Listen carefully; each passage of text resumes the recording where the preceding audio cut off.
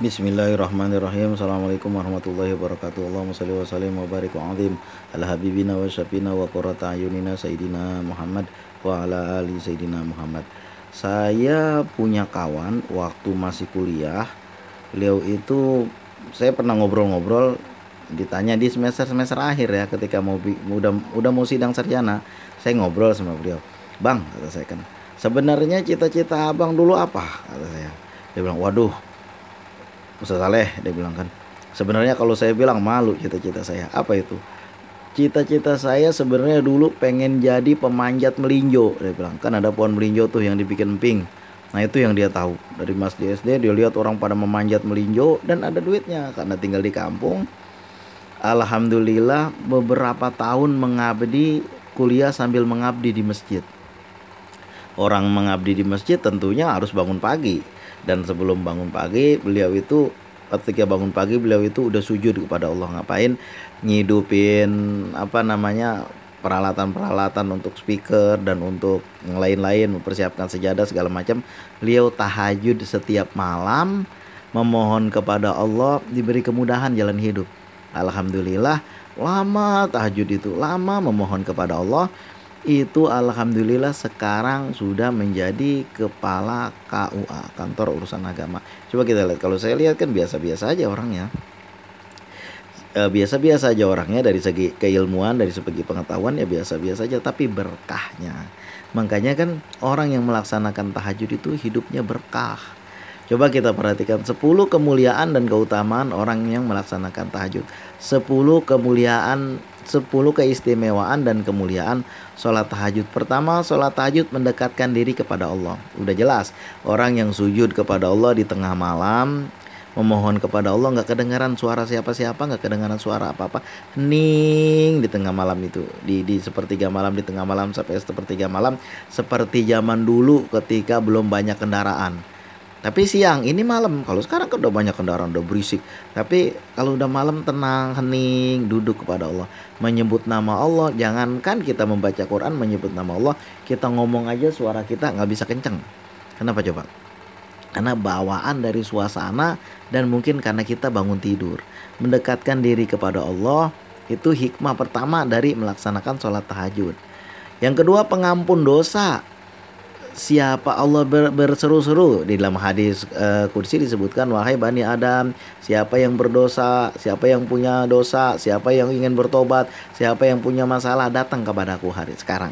Kapan itu? Sepertiga malam, memohon kepada Allah ampunan. Allah berseru-seru dalam hadis kursi disebutkan, "Wahai Bani Adam, siapa yang punya dosa, siapa yang punya masalah, siapa yang punya hajat, datang kepadaku."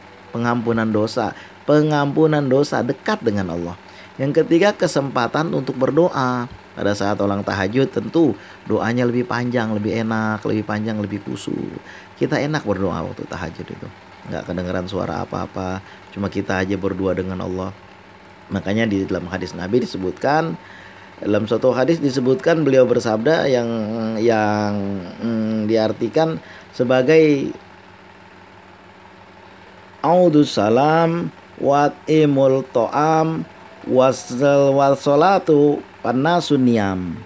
Sambunglah siratul arham dan berikan kepada manusia makanan, to'am, wasolatu wanasuniam, dan sholatlah, atau kurang lebih seperti itu, saya lupa lapar hadisnya, wanasuniam, dan manusia pada tidur. Pada saat manusia tidur, pada saat manusia terlena, semuanya kita bangun sujud kepada Allah. Kesehatan mental dan emosional juga terjaga. Orang yang bangun tahajud itu lebih khusyuk hidupnya, lebih tenang hidupnya. Karena apa? Karena energi-energi kebaikan yang ada kita dekat dari Allah itu menempel di tubuh kita, sehingga hidup kita menjadi lebih tenang, mendapat keberkahan. Udah tentu malam hari itu kita sholat tahajud, berkah kita memohon kepada Allah, memohon kemudahan, meminta kita dijauhkan dari mara bahaya, diberikan keselamatan. Dan juga coba perhatikan, orang-orang yang menjadi pemimpin mulia, mereka rata-rata orang-orang yang bangun malam tahajud kepada Allah. Lihatin para pejuang, para mujahidin, para pemimpin dunia Islam, mereka semuanya ruku dan sujud di tengah malam kepada Allah. Ketika kita ada hajat, kita ada kesusahan, kita ada kesulitan, kita memohon kepada Allah di tengah malam di waktu tahajud. Nah selanjutnya peluang memahami Al-Quran. Waktu orang tahajud mesti ayat Quran yang dibaca. Kalau udah terbiasa, memang Rasulullah mengajarkan itu kerjakan dari yang ringan.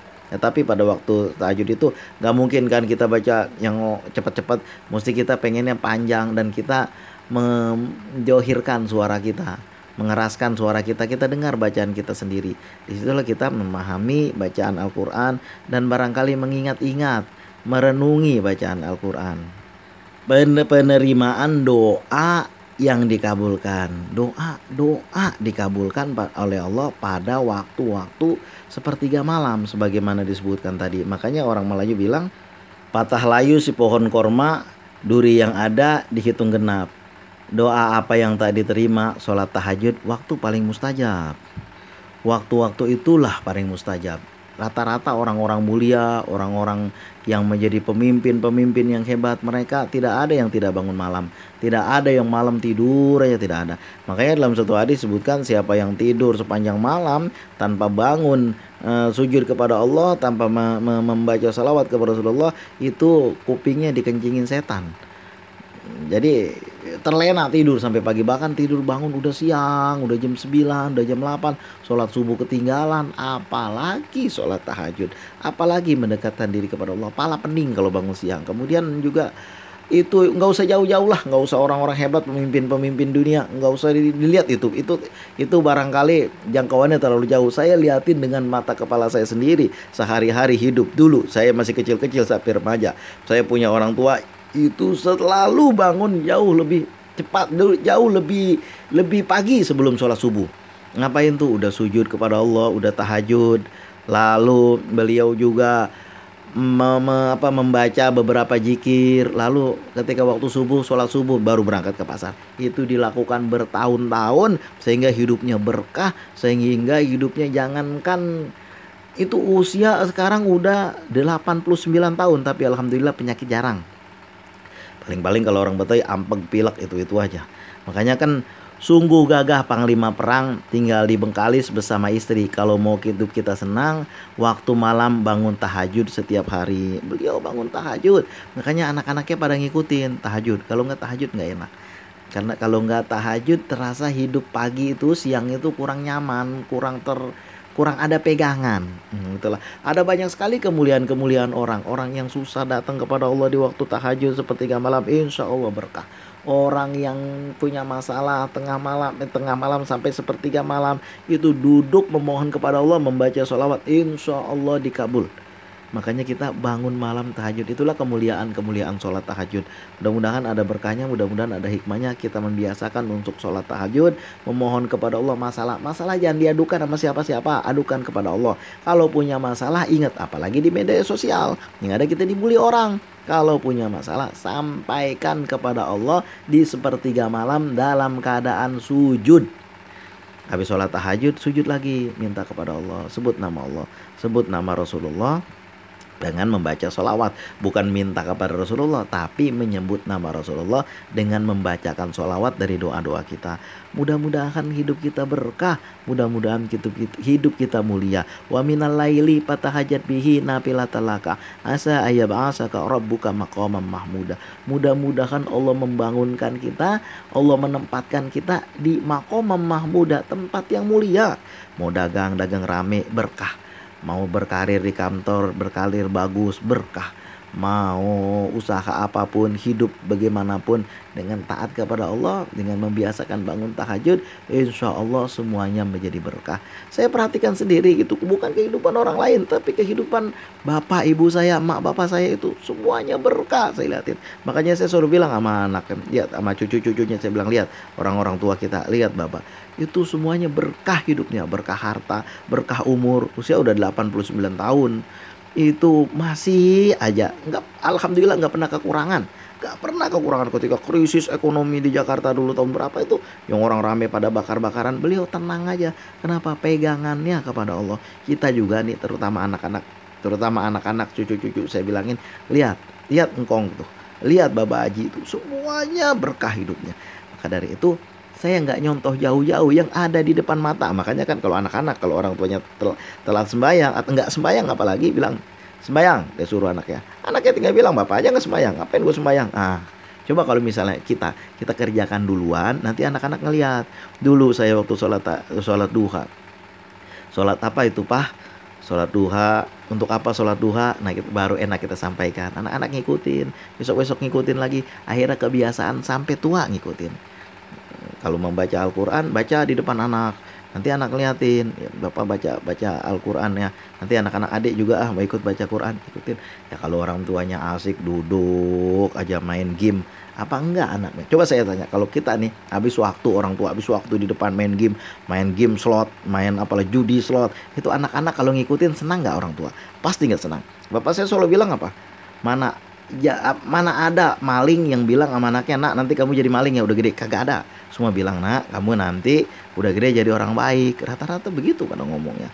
Itulah makanya kan berkah waktu tahajud, kita memohon kepada Allah. Apa masalah? Jangan baru tahajud malam 2 malam rasanya udah berjasa banget, udah takwa banget. Tahajud itu dikerjakan bermalam-malam.